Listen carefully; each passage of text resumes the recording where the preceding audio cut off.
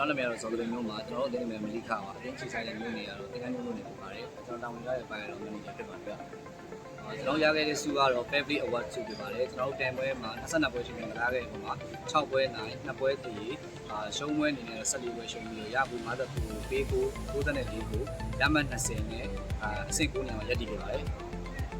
ဒီကတော်တော်ပြောပါတယ်ဘာလို့လဲဆိုတော့ကျွန်တော်တို့ဒီဘောနော်တီးရအမှန်ပါပေါ့ရပြောရမယ်ဒီဝါကနေကဆင်းနေပေါ့နော်တီးရကျွန်တော်တင်းနေတဲ့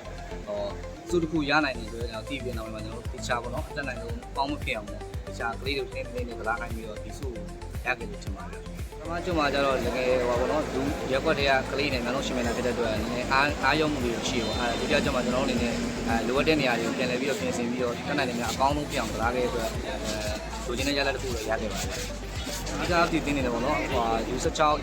တန်ပွဲတွေ U19တန်ပွဲတွေမှာတက်နိုင်တယ်နော်အခါလို့ဆိုတာမင်းအောင်ရှင်ပြန်လို့ကျွန်တော်ယူရတယ်နောက်ပြီးတော့နောက်ဆက်လာမယ့်ပြန်ပွဲတွေမှာရက်ပုံဒီကလာသမားတွေလည်းထက်လက်ဖတ်ပုံအောင်လို့စူးစမ်းပါအောင်စူးစမ်းချဖို့လို့ပြောမယ်လာအားပေးကြတယ်ပေါ့နော်ပရိသတ်တယောက်ချင်းဒီတိုင်းကျေးဇူးများတင်ပါတယ်မိသားစုဝင်တွေပေါ့နော်ဒီဝက်ပြည့်တက်နိုင်တော့အားရောက်ပြီးတော့လည်းဒီလိုနေနောက်ပိုင်းပြန်ပွဲတွေမှာလည်းဆက်မှတ်ပြီးတော့ဒါတော့အားပေးဖိတ်ခေါ်ပါတယ်ဗျ